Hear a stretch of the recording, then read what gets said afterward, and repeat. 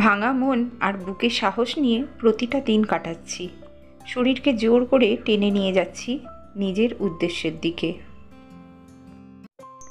Good morning বন্ধুরা, welcome back to my channel.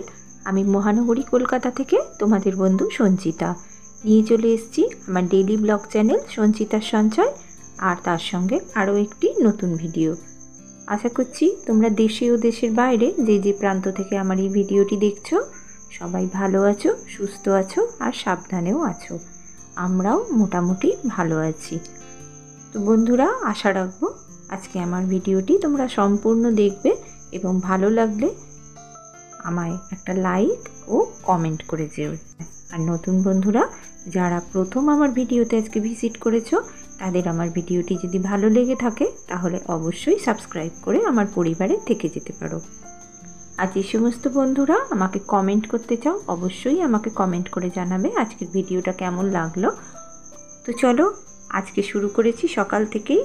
এখন সকাল 8টা, আর আমি ভাবলাম আজকে তাড়াতাড়ি করে ঘরটা পরিষ্কার করে নিই। কারণ সকালবেলা উঠে ঘরটা যদি তাড়াতাড়ি করে পরিষ্কার করে নেওয়া যায় তাহলে সারাদিনের অনেকটা কাজই কিন্তু এগিয়ে যায়। তা আমি ভাবলাম যে সকালবেলা উঠেই কিন্তু আগে ঘরটা পরিষ্কার করে নিই। আর ওদিকে কিন্তু 7টার সময় জল এসে গিয়েছিল। আমি রান্নাঘরের অনেকগুলো কাজ কিন্তু গুছিয়ে নিয়েছি। যেমন আজকে একটু টিফিন করব, সেই টিফিনের কিন্তু জোগাড়টা করে রেখে এসেছি।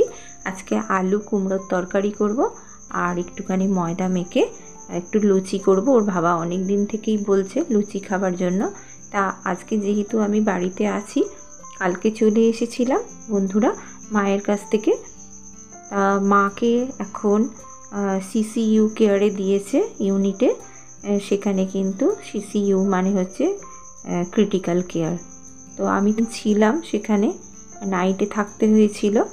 আর মা তো অসুস্থ হয়ে আছে, বুঝতেই পারছো, ক্রিটিক্যাল কেয়ারে দিয়েছে। দিদিও আমার সঙ্গে এসেছিল, জামাইবাবু গিয়েছিল। মানে সেই যা সাংঘাতিক অবস্থা হয়েছিল আর তোমাদের কি বলবো, সেটা তো আর শেয়ার করা হয়নি তোমাদের সঙ্গে। যাই হোক, সেদিন এমন পরিস্থিতি হয়েছিল যে আমি তো কোনো ভিডিও করে উঠতেই পারিনি, কারণ মন মেজাজ মানসিকতা কোনোটাই ছিল না যে আমি ভিডিও করি। সেদিনের পরিস্থিতিটা আর তোমাদের সঙ্গে শেয়ার করতে পারলাম না, কারণ শেয়ার করার মতো মানসিকতাই আমার ছিল না। যাই হোক, দেখো আমি বাড়িতে তো চলে এসেছি। আর এসে আমি দেখো ঘরগুলো সব পরিষ্কার করে নিচ্ছি, কারণ যে কোনো সময় আবার আমাকে দৌড়ে যেতে হতে পারে। তা আমি যেহেতু ওখানে ছিলাম আর আজকে বিকেলবেলা একটু দেখতে যাব যে কেমন আছে।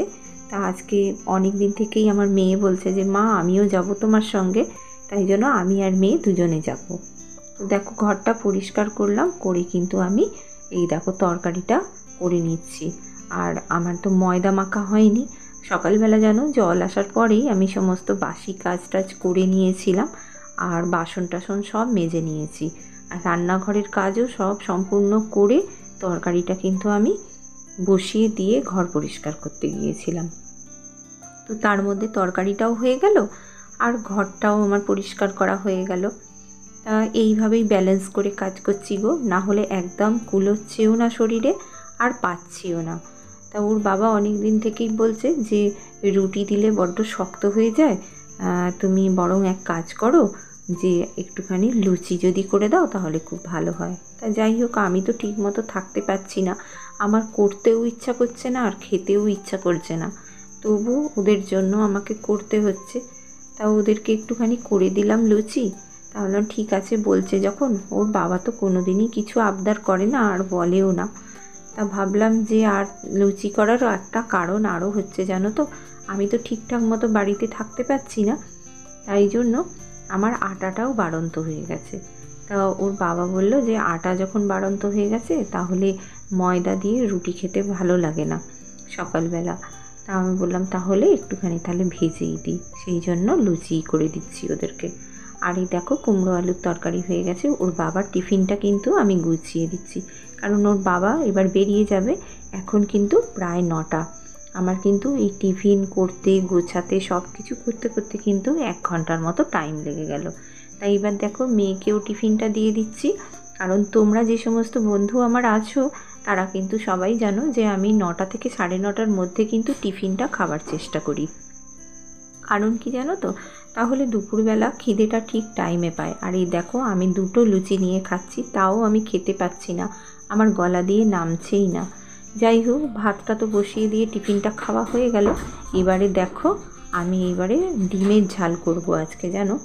কারণ ডিমের ঝাল করব কেন, তাড়াতাড়ির জন্য, কারণ আমাকে তো বিকেলে বেরোতে হবে। ওই জন্য ভাবলাম যে ডিমের ঝাল করে নিই। আর একটুখানি শাক এনেছিল ওর বাবা সকালবেলা, তা সেই শাকটাকে আমি কেটে নেবো। কেটে নিয়ে কিন্তু এবারে আমি এই শাকটার তরকারি করব। তাহলে ডিমের ঝাল আর শাকের তরকারি হলে কিন্তু আমার খাওয়া হয়ে যাবে। আর এই দেখো সকালবেলা জল এসেছিল যখন, তখন কিন্তু আমি শাকগুলোকে ভালো করে ধুয়ে আর জলে ডুবিয়ে রেখে দিয়েছিলাম, একটু তাজা হয়ে গেছে। এইবারে আমি এটাকে কেটে আর তরকারি বসিয়ে দেবো। একটা মাছের মাথা ছিল, সেটা দিয়ে ভাবলাম একটু শাকের তরকারি করি, না হলে শুধু ডিমের ঝাল দিয়ে তো ভাত খাওয়া যাবে না, তাই জন্য একটুখানি শাকের তরকারিও করে নিলাম। আর বিকেলবেলা দেখি কি করি, ওর বাবাকে বলবো কিছু কিনে নিয়ে আসতে। তা আমরা দুপুরবেলা খেয়ে কিন্তু বেরিয়ে পড়েছি। দেখো আমরা স্টেশনে পৌঁছে গেছি। আর এই 4:17 ট্রেনে তো আমি যাই, তোমাদেরকে বলেইছি। তো চলো, এই দেখো আমরা স্টেশনে কিন্তু পৌঁছে গেছি। স্টেশনে চলে এসেছি, খুব তাড়াতাড়ি কিন্তু চলে এসেছি, কারণ এখনও পর্যন্ত ট্রেন কিন্তু ঢোকেনি, স্টেশনে আসেনি এখনও। তা আমি 2টো টিকিট কেটে নিলাম, রিটার্ন কেটে নিলাম, কারণ আসার সময় এত তাড়াতাড়ি থাকে যে ট্রেন যদি স্টেশনে ঢুকে যায় তাহলে টিকিট আর কাটা যায় না। ওই জন্য আমরা যখনই যাই আমি তখনই কিন্তু আমি রিটার্ন কেটে নিই টিকিট। দেখো এখনও কিন্তু স্টেশনে ট্রেন আসেনি। তা আমরা একটুখানি ওখানে অপেক্ষা করলাম। আর ভাবলাম যে একটু পিছন দিকে এগিয়েই যাই, তাহলে নেবে আমরা তাড়াতাড়ি করে স্টেশন থেকে বেরোতে পারবো। তাই জন্য আমরা কিন্তু একদম পিছনের কামরায় চলে যাচ্ছি। জানো বন্ধুরা, যেহেতু মাকে সিসিইউ ইউনিটে দিয়েছে, সেই জন্য আমাদের আর ওখানে কাউকে থাকতে হচ্ছে না। আমরা বিকেলবেলা করে যাচ্ছি আর দেখে আসছি, কারণ ওখানে বিকালে একবারই ভিজিটিং আওয়ার্সে ঢুকতে দিচ্ছে। ঠাকুরের ওপর ভরসা আছে, মায়ের ওপরেও আস্থা আছে। মা তো বলেছেন যে সব কিছু আমার পায়ে দিয়ে দাও, দিয়ে চিন্তামুক্ত হয়ে যাও। আমরা সেই চিন্তা মুক্তই হয়ে আছি। দেখি ভগবানের উপর আস্থা রাখলে ভগবান কতটা আমাদের সাহায্য করেন। দেখো আমি তো দাঁড়িয়ে আছি, এই দেখো ট্রেন ঢুকছে এবারে। আর আমার মেয়ে কিন্তু ভিডিওটা করে দিচ্ছে। আমি বললাম যে দরকার নেই, কারণ একদমই ইচ্ছা হচ্ছিল না, তবুও বলল যে আচ্ছা ঠিক আছে দাও আমাকে। তা দেখো আমাদের ট্রেন তো ঢুকে গেছে, আর আমরা বসে অপেক্ষা করছি ট্রেনে যে কখন ছাড়বে। তো যে সমস্ত বন্ধুরা আমাকে কমেন্ট করেছো তারা হলে সৌরভ FF গেমার। তুমি বলেছো খুব সুন্দর দিদি, ভিডিওর অপেক্ষায় ছিলাম দিদি, গড আছে, মা ভালো হয়ে যাবে। অনেক ভালোবাসা জানিয়েছো, অসংখ্য ধন্যবাদ ভাই। তোমাদের মুখ থেকেই যেন ভগবানের কথাগুলো আমি শুনতে পাই, তার মনের ইচ্ছাটা যেন প্রকাশ হয় তোমাদের ভাষার মাধ্যমে। তোমাদের অসংখ্য ধন্যবাদ, আমারও ভালোবাসা নিও। আর পারমিতা রয়, তুমি বলেছো ঠাকুর সব ঠিক করে দেবে, তো অসংখ্য ধন্যবাদ তোমাকেও, অনেক ভালোবাসা রইল। তোমাদের মুখ থেকেই যেন ভগবানের কথাগুলো আমি শুনতে পাই, কারণ আমি বিশ্বাস করি যে প্রত্যেকটা মানুষের মধ্যে ভগবান বাস করে, আর এই অসময়ে ভগবান এসে সাহায্য করে আমাদের। আর এই দেখো আমি কিন্তু হসপিটালের সামনে চলে এসেছি। তো চলো এবার হসপিটালে ভিতরে ঢোকা যাক। আজকে মাকে দেখতে কিন্তু আমি আর আমার মেয়ে এসেছি, আর ওই দিক থেকে দাদা আর বৌদি আসবে, কারণ দাদার তো ভীষণ শরীরটা খারাপ। দাদা একা যাতায়াত করতে পারছে না, যেহেতু ওর থেকে থেকে সুগার ফল্ট করছে, প্রেশার ফল্ট করছে, তাই জন্য মাথা ঘুরে যাচ্ছে বলে বৌদি ওকে একাকে ছাড়ছে না। কিন্তু এখন তো আমাদের সবাইকেই সুস্থ থাকতে হবে, তাই জন্য আমি এদিক থেকে এসেছি, আর দাদা বৌদি ওদিক থেকে আসবে, ওরাও দেখতে এসেছে। এই দেখো দাদা আর বৌদি দুজনে চলে যাচ্ছে ওপরে, আমি আর আমার মেয়ে দেখে চলে এসেছি, কারণ বেশিক্ষণ তো ওখানে দাঁড়াতে দিচ্ছে না, সেই জন্য। তা ওরা এবার দুজন গেল, ওরা দেখতে গেল, আর আমরা দেখো দেখে এসেছিলাম। আমি কিন্তু লুকিয়ে এই ভিডিওটা করেছি, কারণ ওখানে ভিডিও করার নিয়ম নেই, তবু বন্ধুরা তোমাদের সঙ্গে শেয়ার করব বলে আমি কিন্তু এইটা করেছি। তোমরা কিছু মনে করো না বন্ধু, দেখো আমার মা কত রোগা হয়ে গেছে। আমরা যখন উত্তর করছি আর অক্সিজেন সাপোর্ট দিয়ে রেখে দিতে হয়েছে। আর দেখো না, দেখে এত কষ্ট হচ্ছিল, এত মায়া লাগছিল। একই রোগা মানুষ, তারপরে কীরকম রোগা হয়ে গেছে দেখো, বসার ক্ষমতা নেই, টলে পড়ে যাচ্ছে। তবু জিজ্ঞাসা করছে যে আমরা কেমন আছি সবাই। নিজের এত শরীর খারাপ, তবুও মায়েরা এইরকমই হয় জানো তো। মায়েদের জায়গা কোনো দিন কেউ পূরণ করতে পারে না। মাকে ওই অবস্থায় যতই দেখি দু চোখ ফেটে জল আসে, আর খালি ঠাকুরের কাছে প্রার্থনা করি, ঠাকুর তুমি ভালো করে এনে দেবো আমার মাকে।